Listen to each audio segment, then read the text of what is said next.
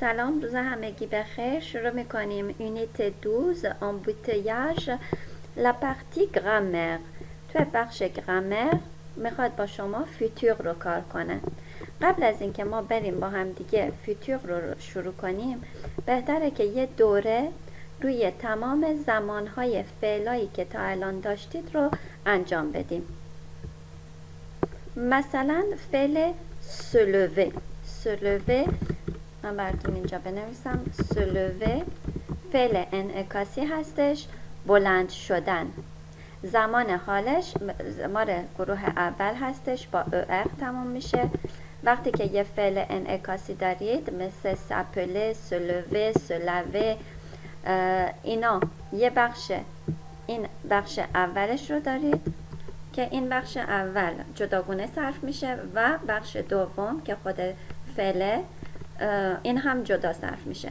س که میخواین صرف کنید برای ژ میشه م، تو، ت، ایل، ال، اون، س. من اینجا اونم براتون اضافه کنم. نو، نو، وو و ایل و ال جمع میشه س. اینو پررنگ‌تر بکنم براتون. خب و خود فعل که با er تمام میشه، erش رو خط میزنید. ترمینزون هایی که توی زمان حال برای فعل های گروه اول باید بذارید: شخص اول ا، دوم es، سوم ا، پس اینجا دوباره میشه il se lève، elle se lève، on se lève. برای نو ons، برای وو ez و برای ایل و ال جمع ent. پس خود صرف فعل se lever میشه je me lève، tu te lèves، il se lève، elle se lève. je me lève من بلند میشم. tu te lèves تو بلند میشی. il se lève elle se lève او بلند میشه. on se lève ما بلند میشیم. nous nous levons ما بلند میشیم. vous vous levez شما بلند میشید. il se lève elle se lève آنها بلند میشن. نه که جایی نشسته باشید، مثلا نشستن یا دراز کشیدن یا از خواب بلند شدن، از خواب بیدار شدن je me lève. خب این بخش مال زمان پرزن، فعل انعکاسی se lever. همین فعل تو زمان پس کمپوزه با اکسیلیر فعل کمکی être صرف میشه. پس فعل کمکی être رو شما صرف میکنید به علاوه پارتیسیپ پاسه فعل lever که میشه lever با بدون r با یه اکسان. je me suis levé، tu t'es levé، il s'est levé، elle s'est levé. دقت کنید وقتی که یک فعلی رو در زمان پس کمپوزه شما با اکسیلیر être یعنی فعل کمکی بودن صرف می کنید، وقتی که به ال میرسه یا وقتی که یک آدم مؤنث داره صحبت میکنه، همیشه فعل نسبت به شخص بهش میگن il s'accorde، یعنی ربط پیدا میکنه، تطبیق پیدا میکنه و اگر که مؤنثه او میذارید براش. اگر که من به عنوان یه دختر بگم که je me suis levé، آخرش باید که چی بذارم؟ او. خب nous nous sommes levés فقط تو زمان وقتی که تو پس کمپوزه با اکسیلیر être این کارو میکنه. با اکسیلیر avoir این اتفاق نمیفته.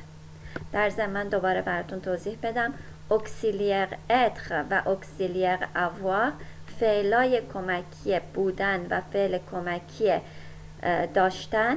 برای چی بهشون میگن فعل کمکی؟ چون که کمک میکنه که پس کمپوزه ساخته بشه.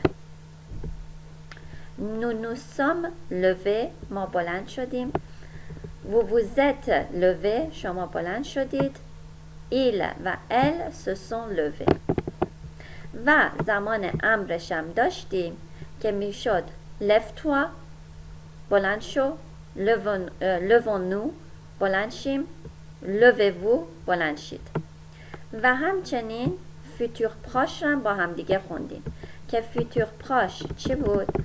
فعل کمکی اله، اکسیلیر اله، که اینجا خود فعل اله میتونید صرفش کنید به عنوان رفتن. خب ولی وقتی که در زمان فیتور پراش آینده نزدیک ازش استفاده میشه، اله دیگه به عنوان یه فعل کمکی ازش نام برده میشه، یعنی میشه اکسیلیر اله. چرا؟ چون که ازش استفاده میکنیم که آینده نزدیک رو همراه با مصدر فعل دوم بسازه. پس میشه صرف فعل اله به علاوه امپراتیف فعل. Je vais me lever. ببینید lever صرف نشده و همونطوری به صورت مصدر با er برای همه این افعال اشخاص آمده. Je vais me lever. میرم بلند شم. Tu vas te lever. بلند میشم یا آره دیگه بلند میشم. در چند دقیقه دیگه بلند میشم. Il va se lever. Elle va se lever. Nous allons nous lever. Vous allez vous lever. Il و elle vont se lever.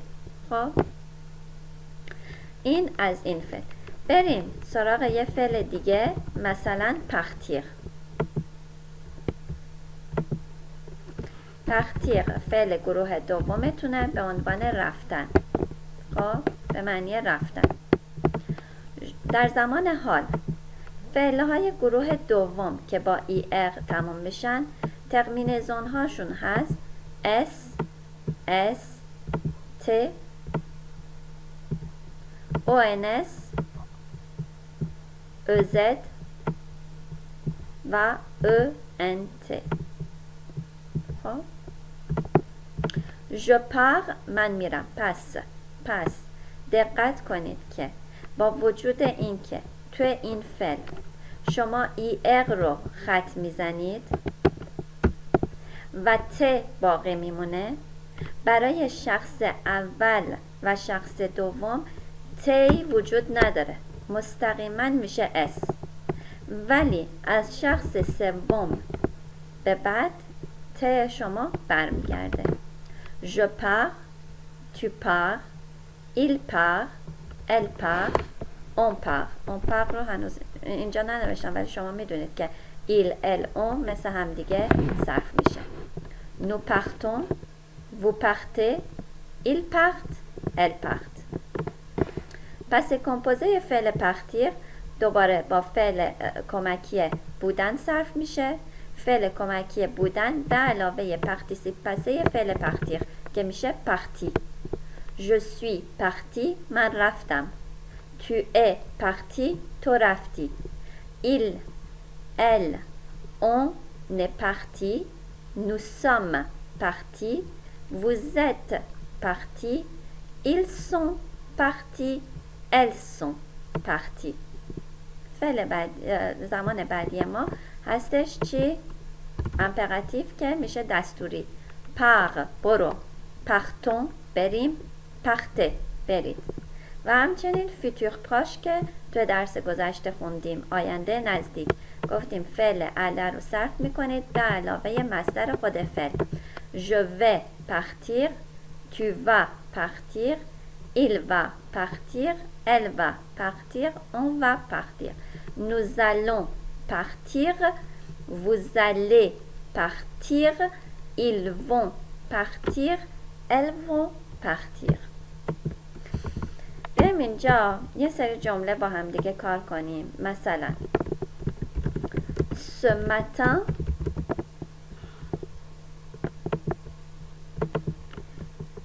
من چون که کیبوردم به زبان انگلیسی اینا رو زیرش خط میکشه، شما مطمئن باشید درسته.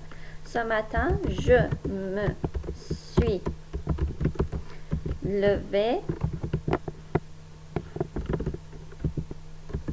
à 6 heures. من امروز صبح من ساعت 6 بلند شدم. خب je me suis lavé. دوباره دقت کنید levé و lavé دوتاش فعل های انعکاسی هستن و دوتاشون چون که ما رو فعل گروه اول هستن مثل هم دیگه صرف میشن. je me suis lavé le visage.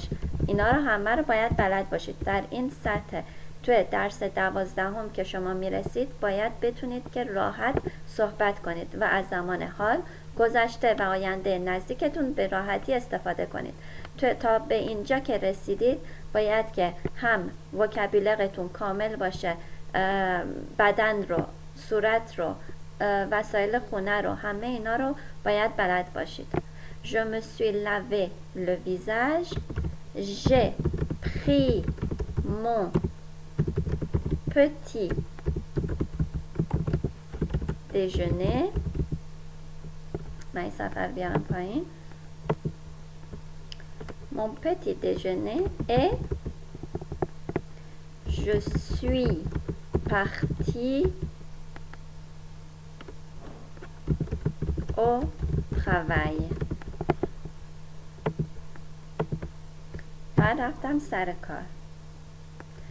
Puis سپس puis je suis allée.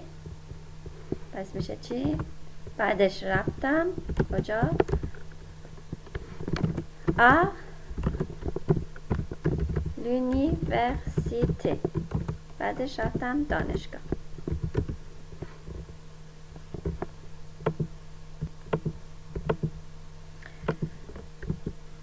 Maintenant و حالا je suis à la maison. الان خونه هستم. یا میتونید بگید حتی je suis chez moi. خونه خودم هستم. je vais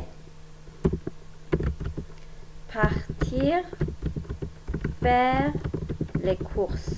میرم خرید خونه رو که آدم میخواد بکنه خود فعلش هست چی؟ faire des courses. فعلش هستش خرید خونه کردن. من میرم خرید خونه انجام بدم. Je vais partir faire les courses. Je vais manger chez mes parents. خونه والدینم میرم غذا بخورم. Je vais partir au cinéma demain. فردا میرم سینما. بریم سراغ بقیه فعلارم با هم دیگه یه مرور سریع بکنیم. شما هم میتونید برای من یه چنین متنی بنویسید اگر که دوست دارید، روی اینستاگرام، تلگرام یا یوتیوب برای من مسیج بذارید و من حتما چک میکنم و براتون اگر که چیزی اشتباه بود میگم. بریم سراغ فعلای دیگرم یه نگاه بکنیم. سریع گفتم مثلا فعل manger، je mange، tu manges، il mange، elle mange، nous mangeons. دقت کنید تو فعل nous mangeons برای اینکه گفته بودیم تو درسای اولی اگر که ژ جلوش او قرار بگیره صدای گ میده. در نتیجه اینجا برای اینکه صدای ژ خودش رو نگه داره mangeons اول او اس ترمینزونش بعدش میاد. vous mangez، il mange، elle mange. پس کمپوزه این فعلتون با فعل avoir، فعل کمکی داشتن صرف میشه. j'ai mangé، tu as mangé، il a mangé، elle a mangé، nous avons mangé، vous avez mangé، ils ont mangé، elles ont mangé. و دستوریش میشد mange، بخور، mangeons، بخوریم، مانژه. تا اینجا که این فعلا رو با هم دیگه خوندیم و زمانهایی که خوندیم نباید مشکلی داشته باشید. یه دونه زمان حال رو شما دارید، زمان پس کمپوزه گذشته‌تون، زمان فیوتور پراش آینده نزدیک و امرتون. خب حالا تو درس امروز بریم سراغ آینده فیوتور سامپل و ببینیم تفاوت فیوتور سامپل با فیوتور پراش چیه. دقت کنید اینجا برای فیوتور پراش ما چی رو داشتیم؟ مثلا این سه تا فعل رو ما برداریم. سه تا فعلی که ما داریم: je vais parler برای فعل parler، je vais فعل auxiliaire avoir، فعل کمکی avoir رو صرف میکنیم، به علاوه خود فعل parler رو همونطوری می نویسیم. فعل choisir فعل گروه دوم رو همونطوری می نویسیم، یا apprendre فعل گروه سوم رو به همونطوری می نویسیم. پس تنها چیزی که باید صرف بشه توی زمان فیوتور پراش آینده نزدیک فعل کمکی علتون هستش، رفتن. Je vais parler، tu vas parler، il، elle، on va parler، nous allons parler، vous allez parler، il و elle جمع vont parler. Je vais choisir، choisir یعنی انتخاب کردن، درسته؟ انتخاب میکنم یعنی انتخاب خواهم کرد. خب tu vas choisir، il va choisir، elle va choisir، on va choisir، nous allons choisir، vous allez choisir، ils vont choisir، elles vont choisir. va apprendre یاد گرفتن، je vais apprendre، tu vas apprendre، il va apprendre، nous allons apprendre، vous allez apprendre، ils vont apprendre، elles vont apprendre. حالا برای فیوتور سامپل چه اتفاقی میفته؟ خود فعل رو برمی دارید، ارش رو یا ارش رو یا رو یا رو، هر چی که آخر فعلتون هست رو حذف میکنید، به جاش این ترمینزون ها رو میذارید: ای، اس، ons، از و ont برای شخص سوم جمع. مثلا فعل parler، je parlerai، tu parleras، il parlera، elle parlera، on parlera، nous parlerons، vous parlerez، ils parleront، elles parleront. فعل choisir، je choisirai انتخاب خواهم کرد، tu choisiras، il choisira، elle choisira، on choisira، nous choisirons، vous choisirez، ils و elles جمع choisiront. ترمینزون های فیوتور سامپل دقیقاً مثل فعل avoir شما در زمان حال. ببینید ژ این زمان حال فعل avoir داشتن شما، ژ فیوتور سامپل ترمینزون نفر اول میشه ای، مثل اینجا ای. تو دوباره اینجا اس. il، elle، on، دوباره تو فیوتور سامپلتون میشه nous avons، ons میشه avons، چون که ما رو فعل avoir و وش رو خط بزنید ترمینزونش رو نگه دارید، ons میشه برای فیوتور سامپل. همچنین برای vous زدش همینجا میاده و برای il و elle جمع ont همینجا قرار میگیره. اینو به خاطر داشته باشید، خیلی براتون صرف و نوشتن فیوتور سامپل راحت میشه. فقط دقت کنید که فعل هایی که با تمام میشن خودشون رو از دست میدن، یا تو فعل هایی که ما ایگرک داریم ایگرک ما تبدیل میشه به ای، و فعل هایی که او ایگرک تمام میشه یعنی اویه یا اویه، اونها هم به جای ایگرک ای میگیرن. مثلا écrire نوشتن میشه j'écrirai دیگه ای شما از بین میره j'écrirai essayer j'essayerai یا j'essaierai nettoyer nettoierai essuyer essuierai خب و یه سری فعل هستن که در زمان پس فیوتور سامپل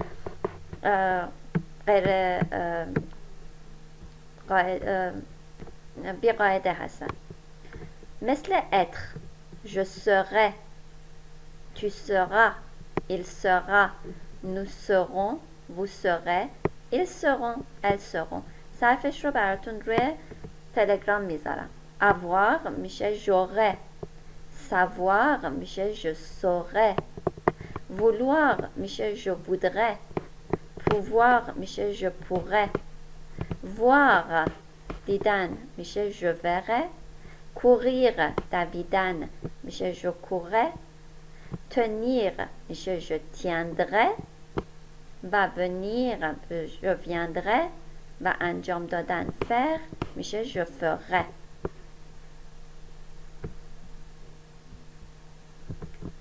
بعد توی بخش کتابتون تو بخش گرامرتون آمده گفته فعل savoir رو توی درس 12 یاد بگیرید اگر که شما فعل avoir رو درست بلدید صرف کنید پس فعل savoir رو بلدید صرف کنید چون که تنها چیزی که میخواد در زمان فیوتور سامپل فقط اینه که یه اس بهش اضافه کنید بریم سراغ کتابتون بهتون نشون بدم ببینید je saurai تو فیوتور سامپل avoir میشه j'aurai و برای savoir میشه je saurai فقط یه اس اضافه میکنید برای avoir میشه tu auras و برای savoir میشه tu sauras من براتون صرفا رو روی تلگرام هم حتما میذارم دقت کنید که برای بعضی از فعل ها 2 تا r میگیرن وقتی که میخواین که به فیوتور سامپل صرفشون کنید مثل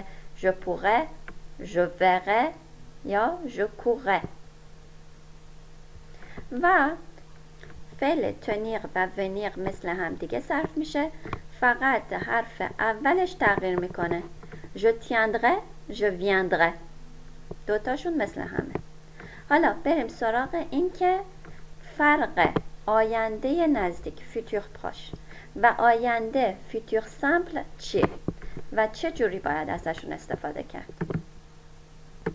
اولا که وقتی که ما درباره آینده صحبت میکنیم یه آینده داریم که بلافاصله میخواد انجام بیفته یه آینده نزدیک داریم و یه آینده دور داریم بریم سراغ آینده‌ای که بلافاصله میخواد اتفاق بیفته مثلا je vais au supermarché من je vais dans 5 minutes au supermarché 5 دقیقه دیگه میرم به سوپرمارکت l'avenir immédiat est le moment qui vient juste après le présent آینده فوری زمانیه که بلافاصله بعد از زمان حال اتفاق میفته و از اتفاق افتادنش مطمئنی آینده نزدیک آینده‌ایه که از 2 بخش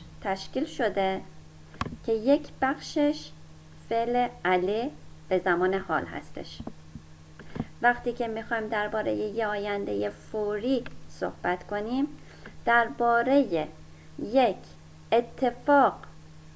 اتفاق خاصی که میدونیم اتفاق میفته و از فعل اله به علاوه مصدر فعل دوم استفاده میکنیم که درباره این آینده صحبت کنیم مثلا si tu as besoin de moi dis-le-moi tout de suite parce que je vais sortir اگر به من نیاز داری همین الان tout de suite همین الان به هم بگو dis-le-moi برای اینکه میرم بیرون دارم میرم بیرون. je vais sortir. من میدونم که دارم میرم بیرون. پس اگر کاری هست الان بهم بگو. خب پس ما وقتی که درباره یه آینده‌ای داریم صحبت میکنیم که میدونیم داره اتفاق میفته، از فیوتور پروش استفاده میکنیم. dépêchons-nous، عجله کنیم. les invités vont arriver، مهمون ها دارن میرسن. خب مهمون ها الان میرسن. le ciel est couvert، هوا گرفته است یا آسمون گرفته است. میگن حالا ما میگیم هوا گرفته است ولی در واقع اینجا آسمون گرفته است، آسمون پوشیده شده. il va pleuvoir، بارون خواهد بارید. خب در تمام این مثال ها ما درباره اتفاقی صحبت میکنیم که تا چند دقیقه دیگه روی میده. ولی ببینید وقتی که من میگم demain je vais manger chez mes parents، میدونم که فردا 100% من خونه والدینم میرم غذا میخورم. حالا آینده نزدیک رو گفتیم که با فعل کمکی اله در زمان حال و مصدر فعل دوم میسازیم که از اتفاقی که میخواد بیفته و مطمئن هستیم دربارش صحبت میکنیم.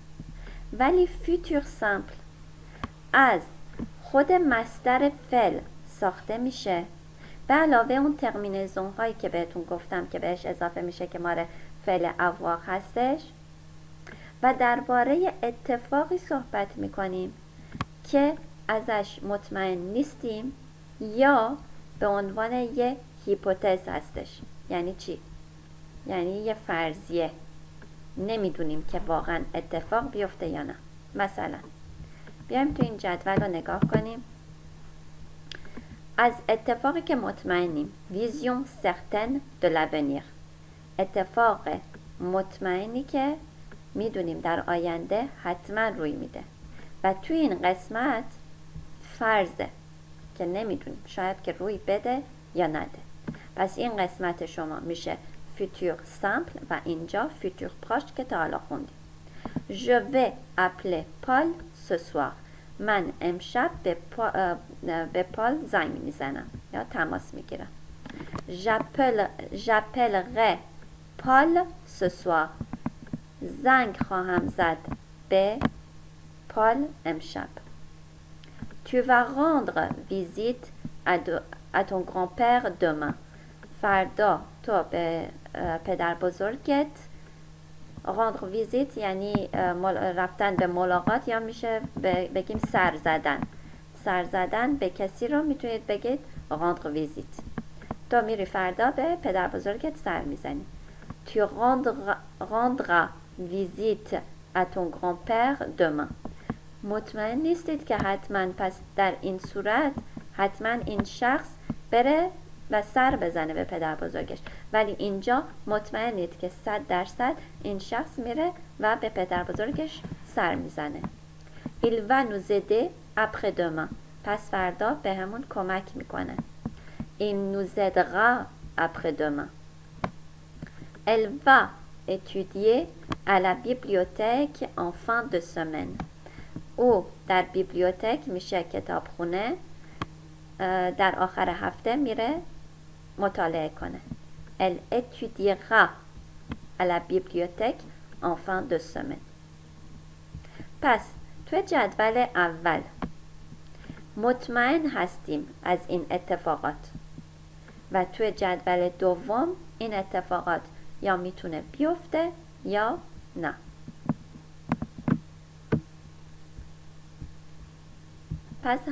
پس هر زمانی که شما خواستید درباره آینده دور صحبت کنید یا آینده‌ای صحبت کنید که دربارش مطمئن نیستید، تنها یه فرضیه است، نمیدونید 100% اون اتفاق بیفته یا نه، از فیوتور سامپل استفاده میکنید. مثلا بیایم اینجا dans une semaine je commencerai une nouvelle formation. در یک هفته در یک هفته دیگه من یک دوره کارآموزی جدیدی رو شروع خواهم کرد. Ils partiront en Allemagne dans un mois. یک ماه دیگه اونا میرن آلمان. Nous irons au Népal l'été prochain. ما تابستون آینده میریم نپال.